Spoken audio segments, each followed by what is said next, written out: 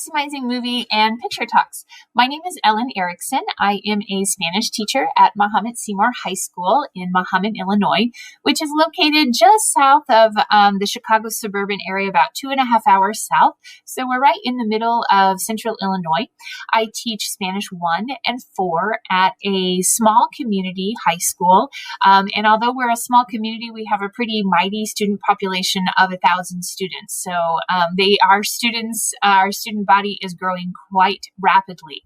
I am here at the Global C.R.E.D Conference representing the Illinois Council of Teachers of Foreign Languages. In addition to being their incoming president for the year 2021, I was also recently selected as their Teacher of the Year for the year 2020. So I'm very humbled and excited to be representing ICTFL and to present my session, Maximizing Movie and Picture Talk. So let's get started. Today, I'm going to talk a little bit about why you would use them, give you some pre, during, and post-viewing activities. So here at the bottom of the screen, you can see the tiny URL. This, if you'd like to pull this up while you're watching this video, there are some hyperlinked activities and some links to blog posts that you might want to check out while you're watching. So it'll be here on the first few slides if you miss it now. So why would we use a movie or picture talk? Well, I think this quote sums it up quite nicely. A picture is worth 1,000 words. We know that pictures are engaging. Our students love to interact with pictures. They provide support, and truly the possibilities are endless. In preparation for this session, I was reading some educational research articles and just some general articles that I found online in relation to using images and the advantages of using images. And I found an article in Mind Tools on the website Mind Tools. And according to Mind Tools, 65% of the human population is visual learners. So that's roughly about 2 of the 3 people that you're going to come in contact with today. And an even greater percentage of people think in pictures. So we know that as classroom teachers, we can improve learning by using pictures. Mind Tools said that visual aids in the classroom can improve learning by up to 400%. So that is really powerful. And we know any tool that can improve learning by that much is something we definitely want to learn about. A couple of years ago, I was in a session at the Central States Conference of Teachers of Foreign Languages, and the session was being presented by Carol Gobb. Carol is the president and founder of Fluency Matters, and Carol was talking about images, and one of the things that she said that really stuck with me is that every photo is an opportunity to have an exchange with students. So even this picture of popcorn, we could have a great exchange about popcorn. Well, where did it come from? Where did it grow? What happened? How did it get into this form? What's going to happen to the popcorn? It's not a very interesting conversation, mind you, but we could talk about a lot of things of popcorn. Do you like popcorn? Oh, what do you like to put on your popcorn? Do you prefer popcorn with butter? Do you prefer popcorn with salt? When was the last time you had popcorn? So there's an example of multiple exchanges that we could have just simply talking about this one picture of popcorn. So we know that pictures stick. They support visual learners. Most of the time, pictures represent the truth, unless, of course, they have been doctored with some sort of editing software. And pictures truly do accelerate learning. We want our classes to be compelling and engaging. So we know we need to use pictures that are high interest. Pictures and movie talks are adaptable. They're adaptable to multiple levels. So for example, in my case, I teach level 1 and 4. I could use the same resource in both level 1 and 4, but just change the input, the comprehensible input that I'm giving my students to meet their different needs. So I can change the input from novice to boost it up to the higher intermediate and advanced levels for my upper level students. And that's going to save me time, right? So if you are a singleton, if you teach all the levels at your school, this can be really a lifesaver for you. Movie talks can be if you have multiple preps.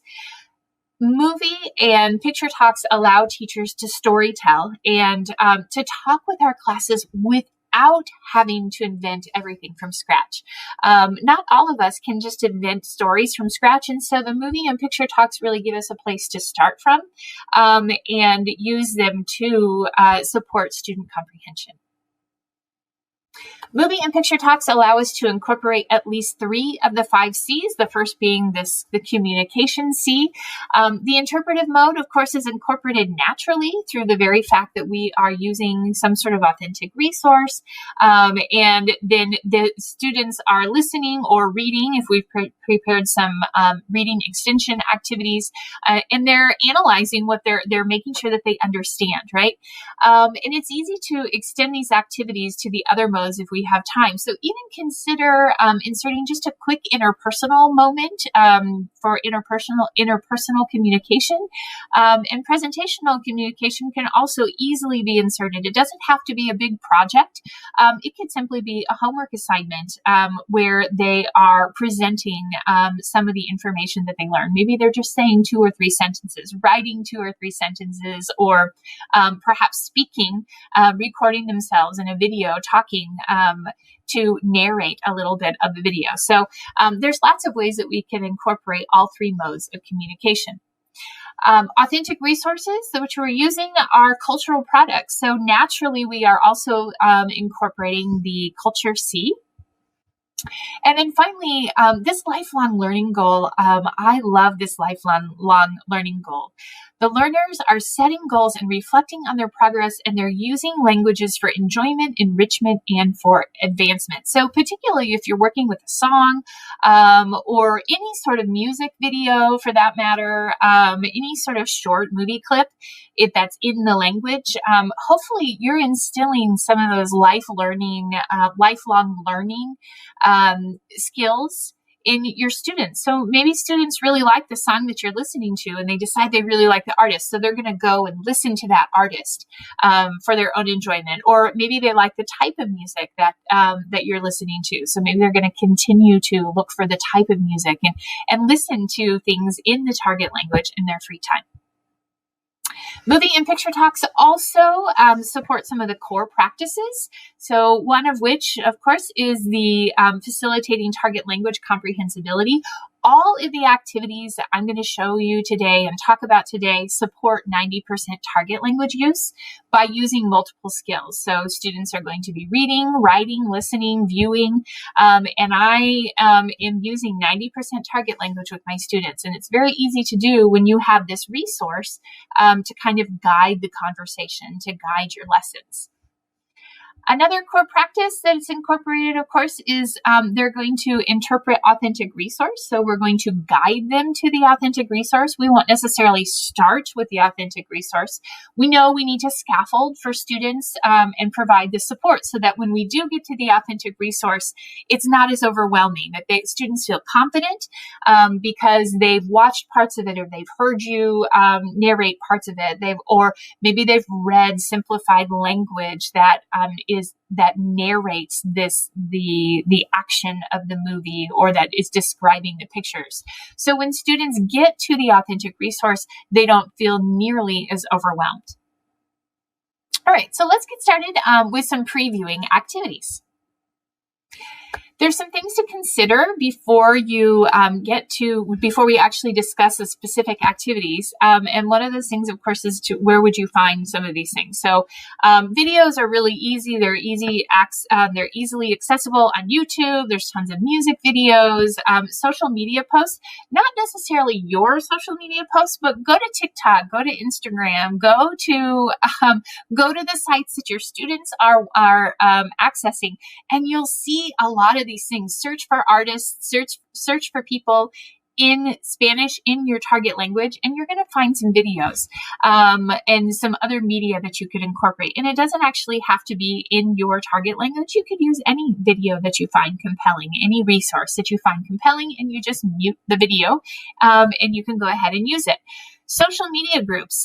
Now, these are your posts. So social media groups, there's tons of Facebook groups, there's Twitter chats, and there are lots and lots of teachers who are sharing wonderful resources that they are using in their classroom. So I highly encourage you to participate in your own professional learning communities online. For pictures, there's lots of photo montages out there that would be great. I'm going to show you some examples here on the next slide. You could incorporate art and make up the story behind the piece of art that you're working with. News articles, what are people seeing? What is intrinsically interesting? What are some pictures that you could bring in from a news articles? And of course, again, social media. So here are some examples of some art and photo montages that you might want to use. Here we have a painting by the artist Carmen Lomas Garza. It's entitled La Tamalada. But look at all the rich language that you could use, that you can incorporate. Who are these people? What are their relationships to one another? Oh, what are they talking about? What's the conversation that's happening right here with these two people? What's happening here? What is he eating? What are they all doing? What is this tradition?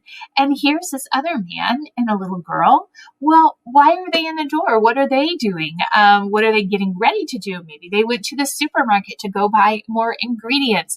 Maybe she simply was misbehaving and he needed to get her out of the kitchen and entertain her somewhere else. So there's a lot of language that you could use to describe what is happening in this painting and make up a story. Some photo montages. The top picture here is an example of a photo montage called Bedrooms Around the World. You could definitely search that. There's also How Do Children Get to School?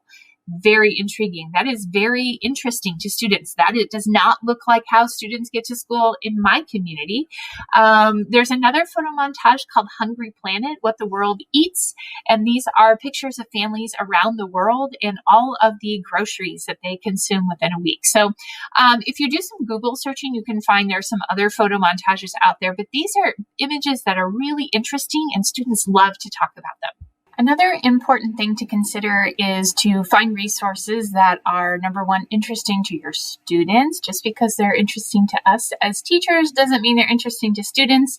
And I like to find materials that do have an element of suspense or mystery. And particularly for movies, good movies for movie talks contain more action than they do dialogue. They're not dependent on the dialogue, and they can even make sense with the sound off. Our goal is to provide multiple opportunities for students to interact with the important structures needed for understanding the resource. Remember that we really need to take time to stretch our resource.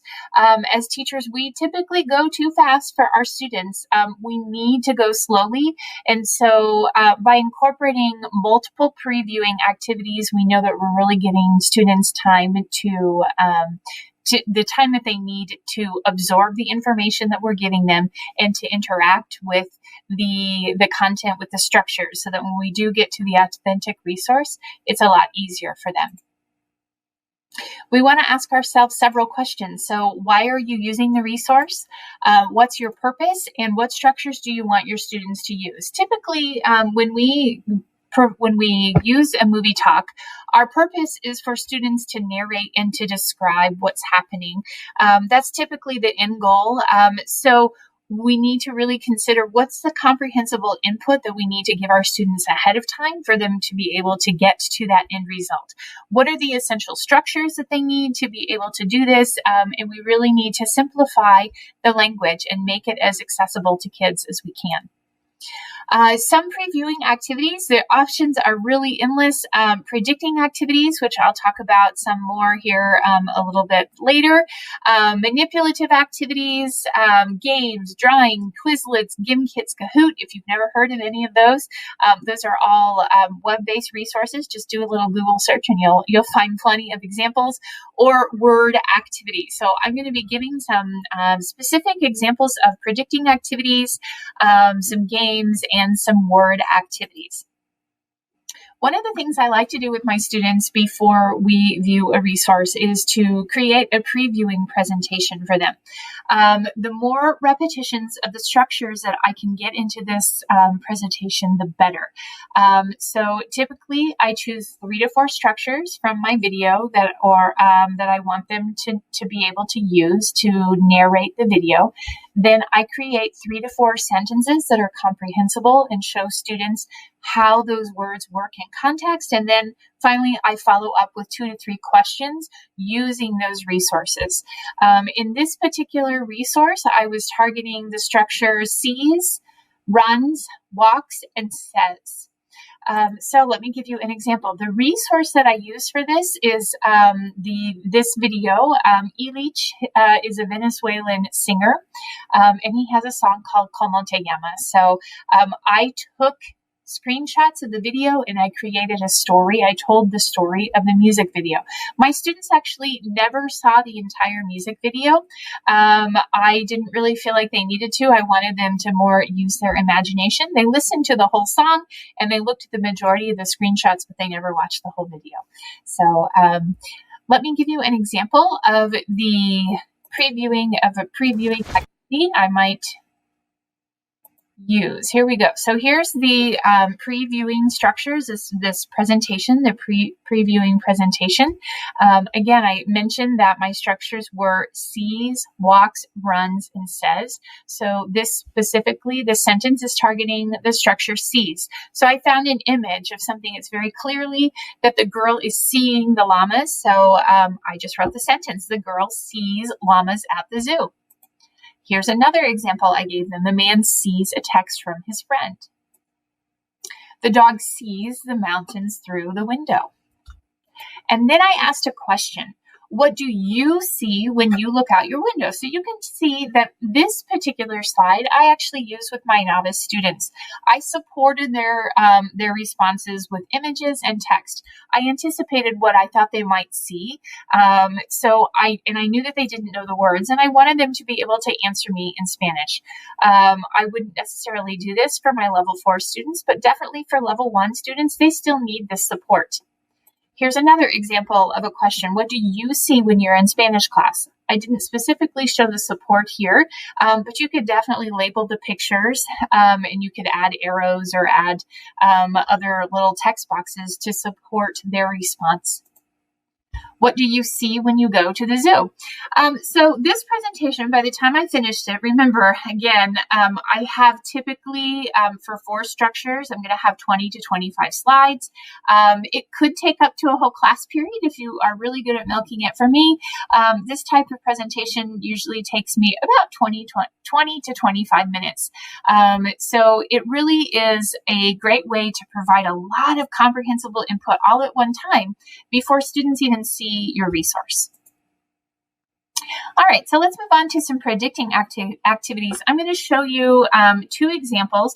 The 4 corners activity that I have listed at the bottom, bunches of hunches, and then prediction puzzles and putting images in order. Those are things that you could Google prediction puzzles and you're going to see lots of different images. Putting images in order, you could ask students to simply look at the images and provide the order they think are going to happen. There's not really language involved in that type of activity, but you're starting to get the kids thinking about the video that they're going to see. So 4 corners activity. We know that this is being recorded in the year 2020.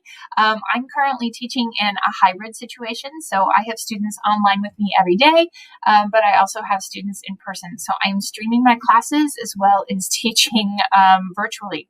So I'm incorporating a lot of different strategies on a daily basis that can meet the needs of both of those students. So if I were in person, if I were teaching all my students in person, I would simply prepare a presentation and students would stand up. I like to get them up and moving. They would stand up. They would move to the corner of the room that represents their answer. In this particular case, for my virtual students, I used a Jamboard. Jamboard is it's kind of like a Google slide, but a little different. If you've not heard of Jamboard, I encourage you to look it up. You could also use whiteboard.fi or a Pear Deck, or you could just use some Google slides, just a simple Google slide, and share it with your students so that they can edit the Google slide as well. So Four Corners activity, this is an image from the actual video. So I just took a screenshot, put it on my slide, and the question is, what does the boy see? So students are deciding, oh, does he see a large animal? Does he see a monster? Does he see a girl? Does he see his mom? What does he see? Again, in person, they're standing up and they're walking around the room and they're visually showing what their prediction is. Online, you can see this is the Jamboard that I created. So students could add a virtual Post-it note, or they could type in the text, or you see over here, someone added their own little Bitmoji. They can add shapes. So they were able to add something, some sort of indication as to what their prediction was. Another example of a four-corner activity with this, again, an image, a screenshot from the video. What does the girl see? Oh, she sees a large animal. She sees a monster. The girl sees the boy. The girl sees her mom. So they just make quick predictions. Bunches of hunches is another predicting activity. I probably wouldn't use both Four Corners and bunches of hunches. You would have to choose which one to use. This is an activity I originally saw during Woolly Week 2019. If you are unfamiliar, if you're a Spanish teacher and you're unfamiliar with senorwoolly.com, you definitely need to do a Google search. They're great interactive videos that students just love. They're a little crazy sometimes, but they have really compelling visuals and really great comprehensible input. Again, this activity being done in the year 2020, if I were doing this in person with my students, I would do this as a gallery walk. So I would simply collect all the images that I wanted students to look at and hang them around my classroom. So students are standing up and they're walking around the classroom. In this particular case, I did use a Jamboard, so I shared it with my students and they could interact with it and write on the Jamboard. So the first thing you're going to do for bunches and hunches is just to collect your images, and you're going to post them around your room.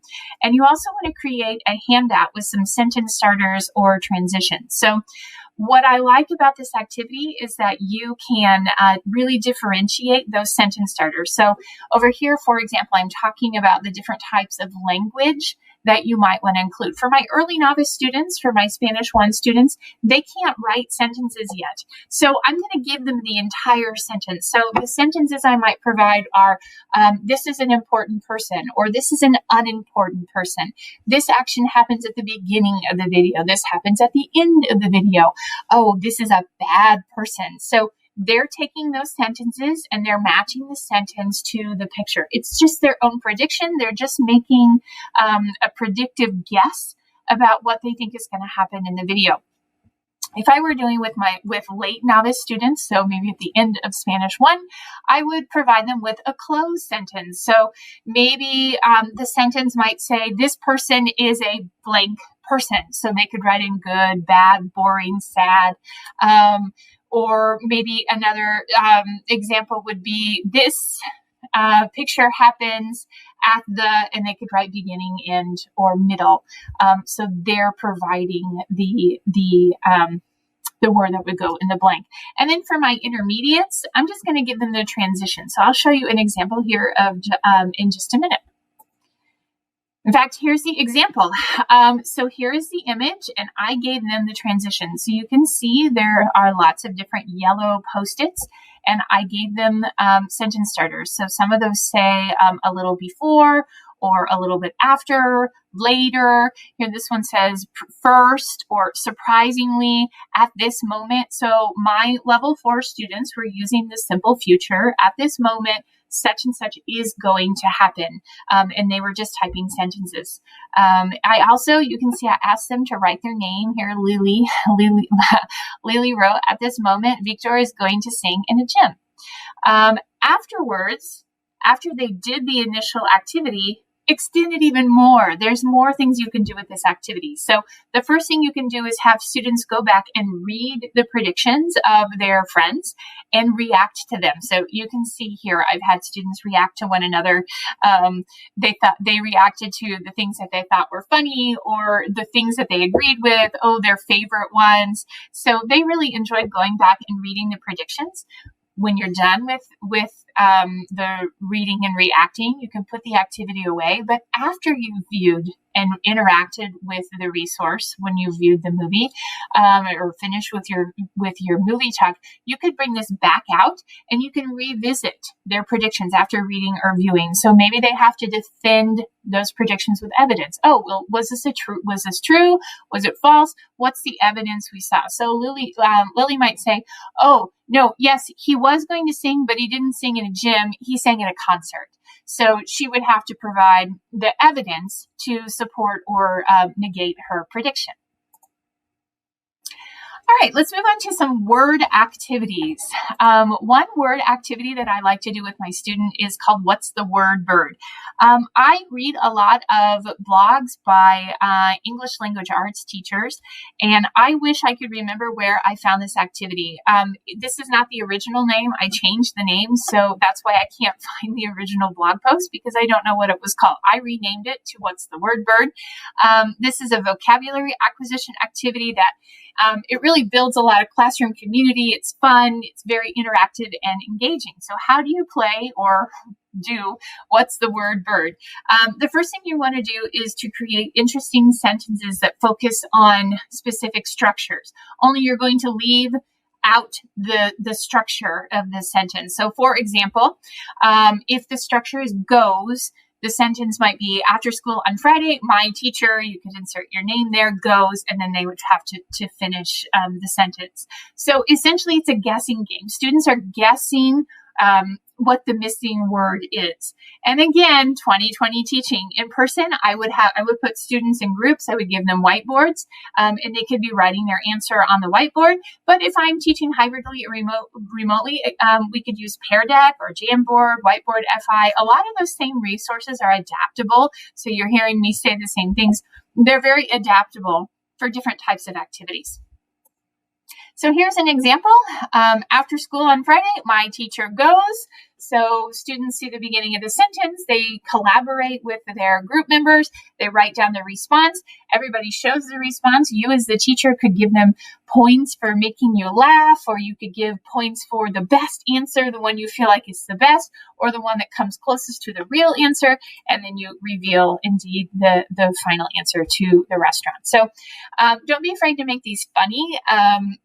I think that makes the activity even more compelling and more engaging to students. All right, so let's move on to some during viewing activities. It's time to show your video, or it's time to present your pictures. And you're going to continue to use them as a tool to provide more comprehensible input. Lots of things to think about before you actually get started. You want to prepare a script. What questions are you going to ask your students? What exactly are you going to say? What is the script? What do you want to say as they're viewing each picture? You might want to make up a story. So for the music video, the Como Te Llamas, which I'll show some examples of how I made up a story here in just a little bit. And you might want to consider writing some embedded readings. If you're not familiar with embedded readings, essentially you start with a very simplified text, very simple, and then you take that text and you copy paste it and you add some more details to it. So you might expand the length of the sentence, or you might add on more details to the sentence. So then you take that simplified version, copy, paste, add more details, copy, paste, add more details. So by the time you're done, you have a pretty lengthy, it could be multiple paragraphs, or it could be one paragraph, depending on the level of your students. Embeddedreading.com is a great website. Lori Clark and Michelle Whaley are responsible for embedded reading. So if you're interested in that, they'd be good people to Google. Also plan where you're going to stop. What screenshots do you need? Or if you're going to show the video continuously and you're going to just have students view it and then you're going to stop and talk about different places, you really need to be very specific and make sure you have that planned out so you know exactly where you're going to start. I find that piece particularly difficult. I usually end up going past that time marker, or I stop too soon. And so I prefer actually to do the screenshots, and then I will tell the story using screenshots, and then I'll go back and show the little snippet of the video that I want. Also consider whether you want students to do a processing activity. Is there something they're going to be doing while you are talking about the pictures or showing the movie? You don't have to have one, but it's something to consider. What type of formative assessment are you going to include? And finally, my favorite, are you going to include a cliffhanger? I like to find a place in the video where students are like, oh, what's going to happen next? And that's where I stop it. And that's where I leave them for the evening and bring it back the next day. So it really kind of gets them coming back to class. They're really interested. Ooh, what's going to happen today in our movie? Consider how you're going to tell the story. Are you going to show the video and pause it? Are you going to use screenshots? Are you going to use pictures? So that's really important. Maybe you're going to do a combination like I mentioned before. All right, so I want to talk about an activity that I've been doing a lot with my hybrid students, my students who are learning at home. I call it Flood the Chat. So basically, I'm asking students at home to use the chat box, and they're flooding the chat with their responses. So I give kids a goal of how many on-topic responses I want to see in the chat.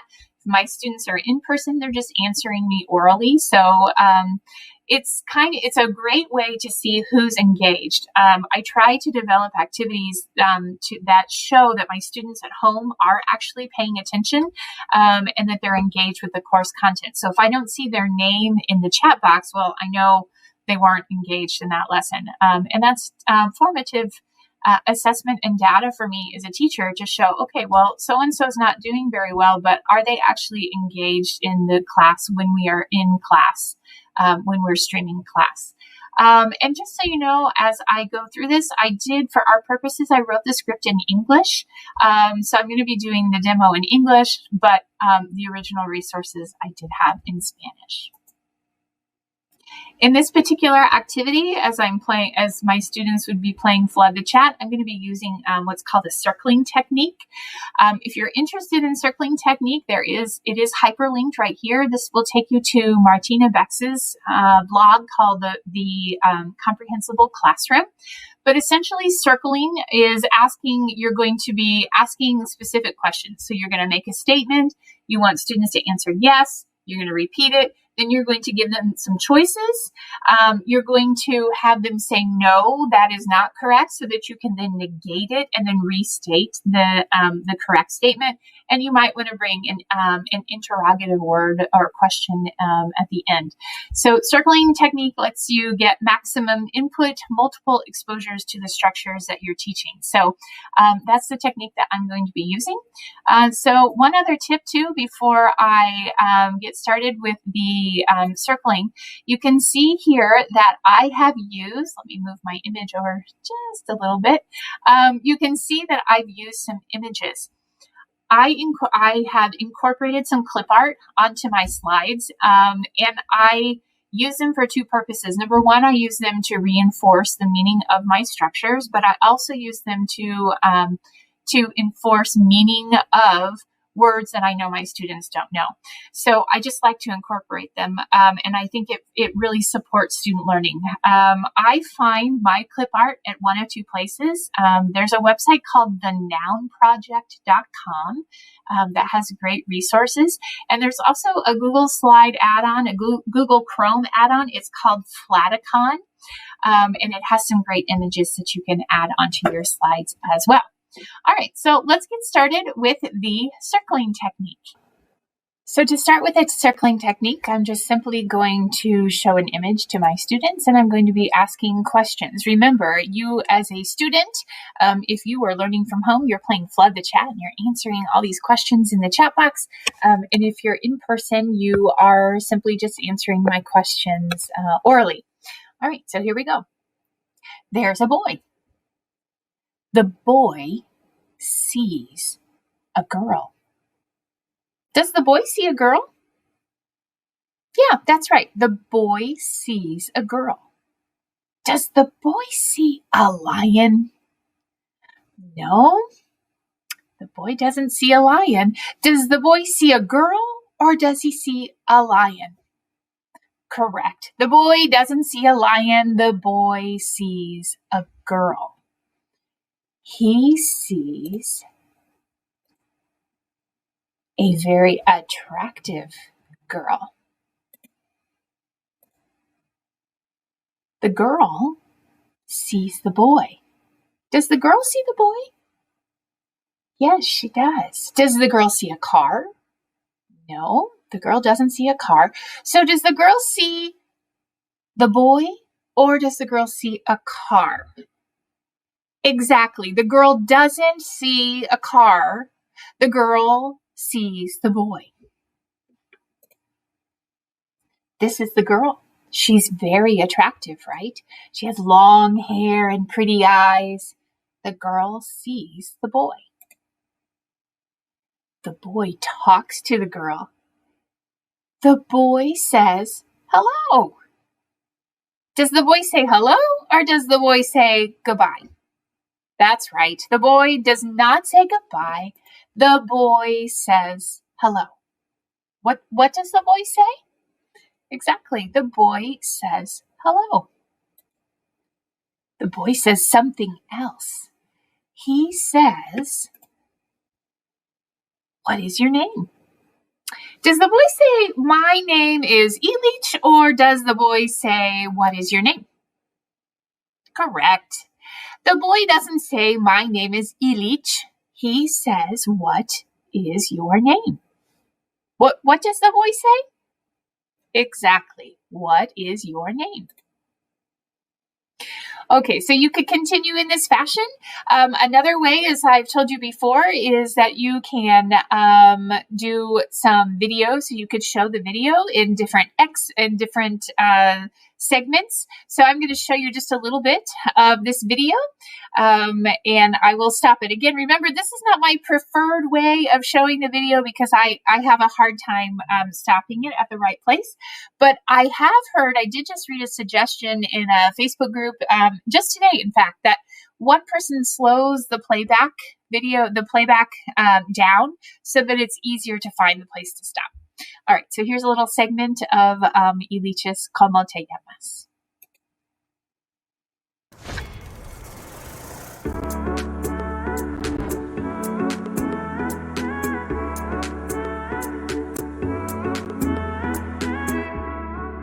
Estás sentada frente a mí, tus ojos bien.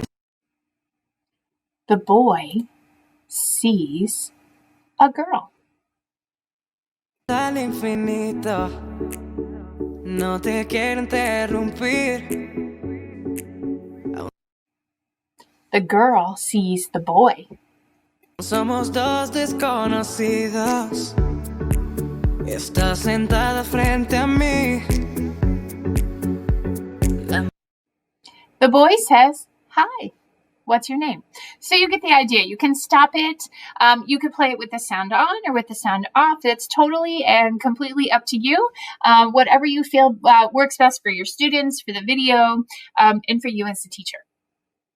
All right, so let's continue on here. You could do a formative check. When I do formative checks, I do like to include the interrogative words on the screen because we know interrogative words are quite difficult for students. They need to see them a lot in context for them to make sense. So I do provide the Spanish and the English. You could, of course, change that for your own language. And I might just ask them a question. Who sees a girl? So they have the support for who, and then, of course, they would answer some other questions that you might ask. Who sees the boy? Who talks? Who says hello? What is your name? What does the boy say? So I would do a little bit of formative checking, and then finally I'm going to finish telling the story. So I'll just tell you the story quickly. I'm not going to do the circling technique to save time here in our presentation, but the girl doesn't respond. She walks in the other direction. She looks at the boy and she walks through a door. Again, here's that image of the door. I know my students don't know this, and so I'm just using it as visual support. The door closes. The boy goes through the door. He is in a forest. He's very surprised. The boy is in a different world. The world is magical, and he is really confused. The boy sees the girl in the distance. At At that moment, the girl disappears. The boy decides to run, and he runs quickly. She gets in the kayak, she gets in the water, and at that instant, the boy sees the girl, and he sees that she's escaping. He didn't run fast enough. Oh, the boy is sad. So this is actually not the end of the video, but I am ending my lesson for the first day with this image so that the next day I can continue on with the video. The students don't necessarily know that it's a cliffhanger, but it is indeed not the end of the video. All right, so another formative assessment that you could use, I love to use this one, and this works well whether you're teaching hybridly or remotely or in person. If the statement is true, you just have students stand up, and if the statement is false, they stay seated. So you can have students turn on their cameras if they're learning from home. My students are sometimes a little resistant to turning on their cameras, so I simply tell them a lot of the video conferencing systems have the feature where students can raise their hand. So I tell them, okay, if it's true, you're going to raise your hand. If it's not, you do nothing. More predicting. I like to go and ask the students, what's more probable? What do you think is going to happen now? And notice, so this allows me to incorporate some simple future. I know that students don't know these words. So at the bottom here, I might have is going to and have it defined the Spanish and the English, but students are simply going to vote. What do you think is more probable? A crocodile is going to eat the girl or the boy is going to get in a kayak? Again, I'm supporting my students' comprehension with the use of images, and I'm also incorporating a lot of different cognates that I know will make these sentences comprehensible to my students. If they're learning from home, I usually like to set up a poll where they can vote for their favorite, and then I have my in-class students raise their hands. Listening with a purpose is another great during viewing activity. So I'm just going to simply have my students listen to the song. I've taken X little pieces of the lyrics, and they are going to count how many times they have heard these phrases in the song. So they're just putting little tally marks. Again, I'm not showing this video for some of I do teach some 8th graders. So this video, there's one part where it's not really racy, but it's not something I want to show on a screen for my 8th graders. So I just simply use the music and use the screenshots. I also could incorporate another mode here. So they've listened to the music. Kids love to talk about music. So why not take a moment to let them discuss what they think about the song and what their favorite music is. So do you like the song? Yes, I like it a lot. I like it a little bit. No, I don't really like it. And notice I'm really supporting students. I'm giving them the sentence starters. I'm giving them the question. So they're not really producing any language, but they are having a little mini conversation. Another example of a question, which do you like more, reggae music or rap? So this is a very easy, either or question. Do you like rap music or rock music more? Do you like rock or classical music? So the possibilities are really endless. I always like to ask them about their favorite group or singer. A lot of them say they don't have one, but a lot of them like to talk about their favorite groups or singers, and you can give a lot more comprehensible input than write about their favorite singers and their favorite groups. I've even been known to Google Google the names of the groups or Google the names of the singers, particularly if they're people I don't know. I first ask them, do you think they're appropriate to show in class? And so then I'll Google and I'll put their picture up. And that gives me even another chance to talk about the people in Spanish and point out different things about them just to have kind of an interesting side conversation. So as I mentioned, I do like to stop my videos with a cliffhanger. I like to stop at a good point so that then the following day I can continue. So then I just tell them, oh, chicos, hay una continuación. There's a continuation. I bet you didn't know that. So I tell them the story. Again, I'm going to go back to this circling technique, right? The boy sees something very surprising. He is very surprised. The girl comes back in her kayak. She doesn't walk. Or I'm sorry, she walks and she doesn't see the boy. But the boy does see the girl and he touches her hand. Oh, the girl and the boy kiss. How romantic. Okay, so let's go to some post-viewing activities. Here's a great quick, as you can see in the title. Let me move my image here. A quick bingo game. This was originally posted on Martina Bex's blog, The Comprehensible Classroom. She posted this last spring when here in the United States, we were all back. We were all teaching remotely from our homes, from our kitchen tables, from people's bedrooms, you name it. That's where we were teaching. But this is a great activity because really students don't need to have any resources at all. They just simply need a piece of paper and a pen or a pencil. So ahead of time, you have created a bunch of questions that go with the answers on in the table. And then you simply tell students to draw a grid, a 3x3 grid on their paper, and then they're just copying down the words. And then you're going to ask the questions. So questions I might ask for this particular table, I might say, how many people are there? So of course the answer is 2. So then if they have 2, they would mark that off. What does the girl say? Well, we know the girl doesn't respond. That's the answer. How does the boy feel when the girl disappears? Oh, he's sad. So again, you would just continue until people get bingo. So this is a great game. And again, I love it because it's low tech and it really, and in terms of both for your students, it's low tech. They hardly need anything. And it's a quick prep game. You don't need a lot of time to prepare something like this.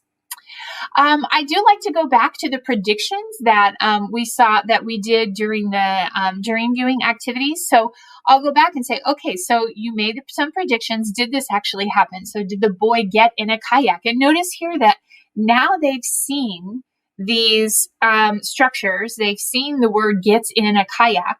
They saw it in the future tense, right? He is, which is more probable, is going to. They saw it in the story. She gets in, and now I'm using past tense. So I'm not asking my students to produce anything, but in context, they're getting a lot of rich, comprehensible input and getting exposed to a lot of different grammar. So did the boy get in a kayak? No, he did not. So we can confirm or negate the predictions that we made the previous day.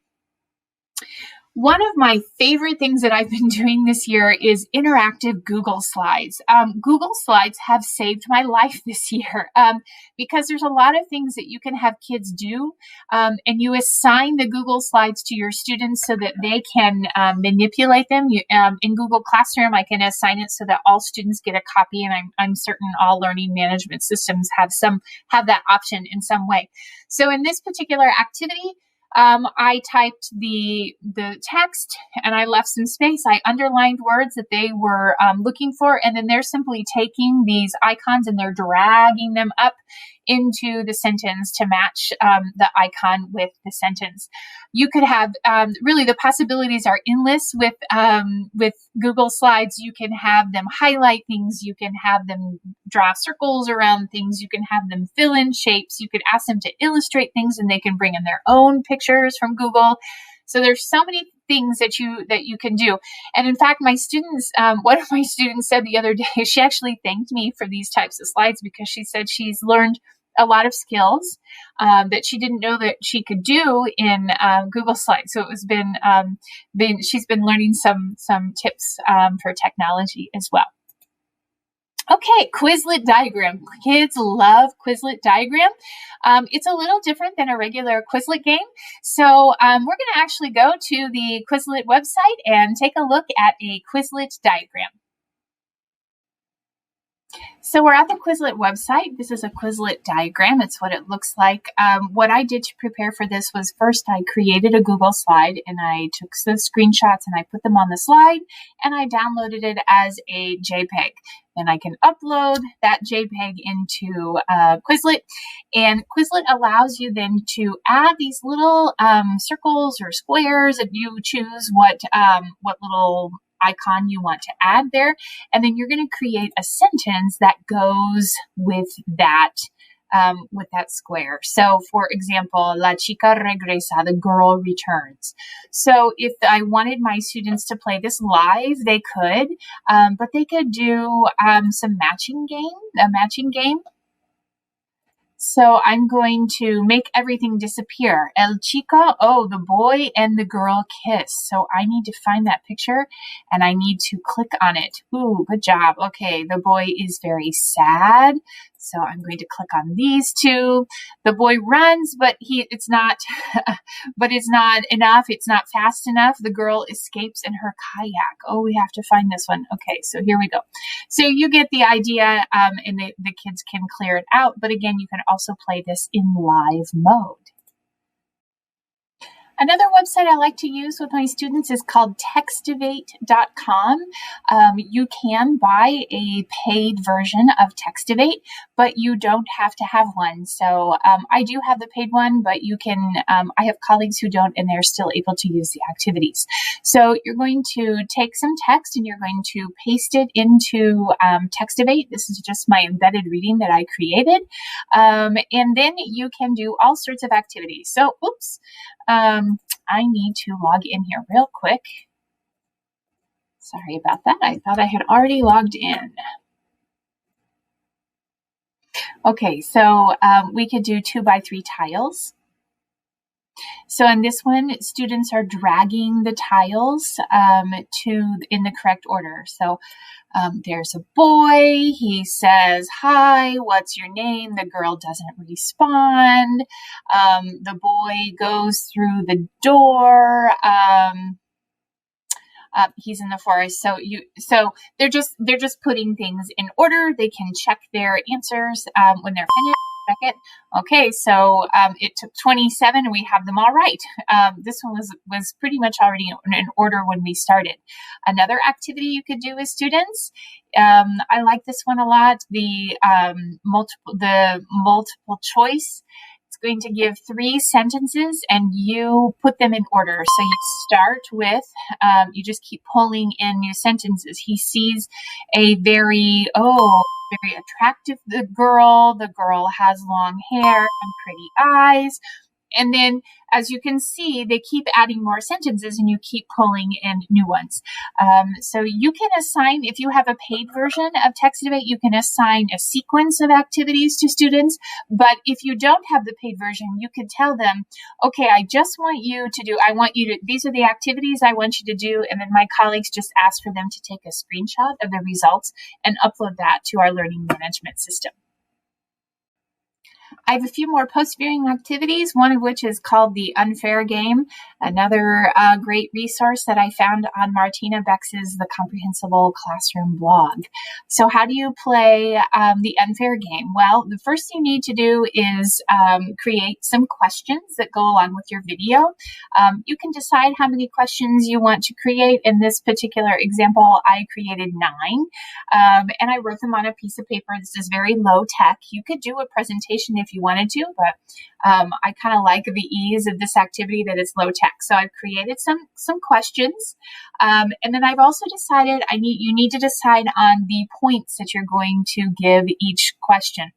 Here's where it becomes unfair. Some of the points are negative and some of the points are positive, and students don't know until they've completed and answered the question.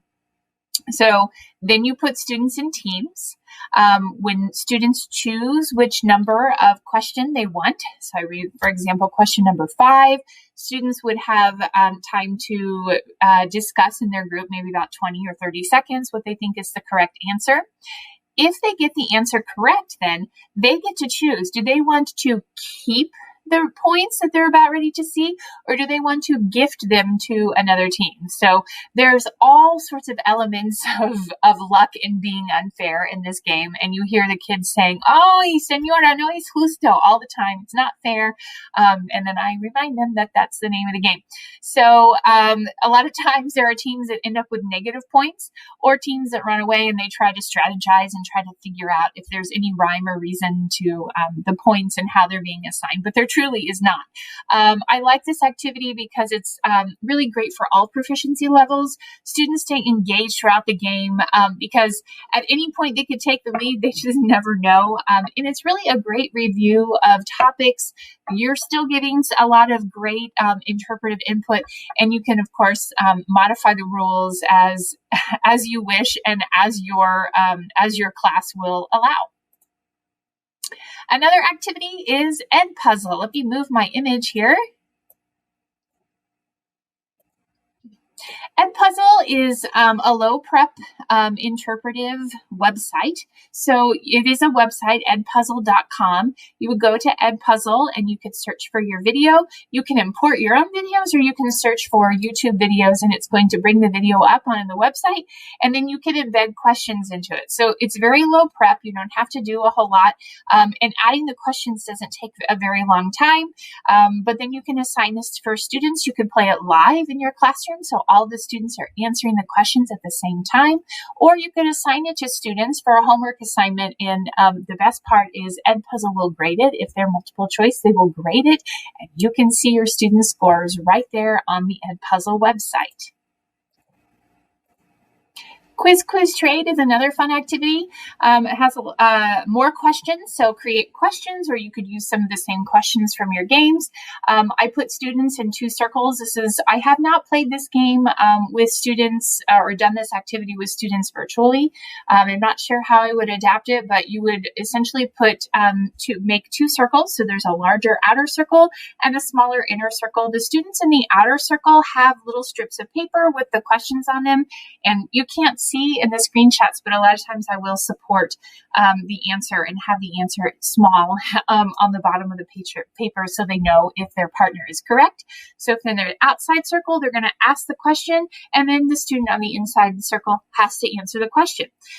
They only get about 20 to 30 seconds to answer the question, and then students in the inside circle rotate. So every 20 to 30 seconds, they are rotating. After a couple of times of asking the question, quizzing, they're going to trade. So they're going to take their little piece of paper, they're going to give it to the person on the inside. Then the person on the inside will ask the question to the person on the outside. So they're either asking or answering, and then they're asking it a couple of times and they're trading. This is a great way for students to interact with a lot of different kids in a given class period. And also, it's a great way to create some classroom community. My students really enjoy this activity. So I'm actually really looking forward to being able to do quiz trade with students when we are all back in person sometime soon. Interpersonal writing, another way to incorporate that interpersonal mode. You could give students a copy of text boxes, what might look like texting, and they can pass the paper back and forth to one another, creating a conversation. So with this particular movie talk, I might ask students to create the conversation between Elite and the girl. What might they be saying after the video ended? You could have them text between characters or inanimate objects, authors to readers, student to student. So this really fits a wide variety of different resources that you might be using. There is a website called ifaketextmessage.com where you can essentially do the same thing but online. A new resource with texting that I just discovered is Texting Story. So let me move my image here. Texting Story is an app that you have to download to your phone, and you can create a video of people texting. So let me just show you an example. Here is one I made to go along with Como te llamas.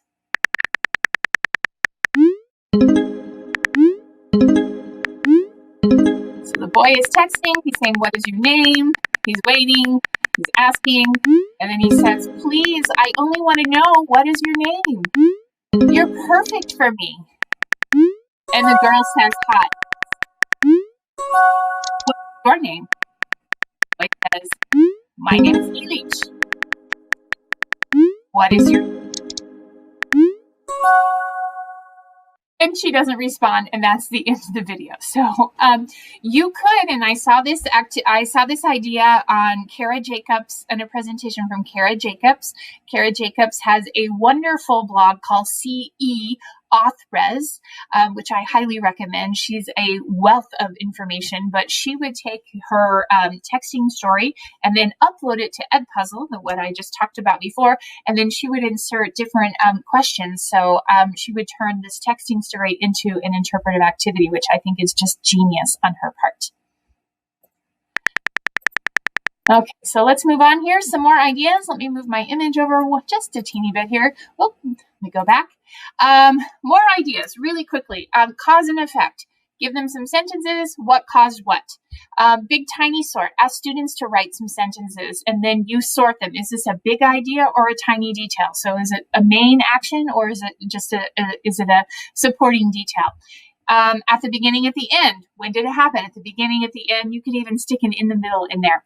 Have students retell, use these images, have them practice retelling the narration. This is something that would come really pretty much right at the end when you're finishing with the resource. You could do the marker grab game. And by the way, anything that's underlined is hyperlinked, so you can go read about these activities. The marker graph game, you put a marker in between two students. You make a statement. If it's true, the students grab the marker. If it's false, they leave it. Running dictation. If you've never done a running dictation, this is one of the best activities, and it's very adaptable. Kids love it. Basically, they're going into the hallway or going to another space or going across the classroom, reading a sentence, memorizing it and bringing it back to their group and reciting the group is copying. So, running dictation sounds a little complicated, but it can be a little tedious in setting it up, but it's well worth the time. You could also ask students to put events in order. You could do timed writings, and then there's the always popular Kahoots, Quizlet, Kahoot Jumble, which are always a lot of fun as well.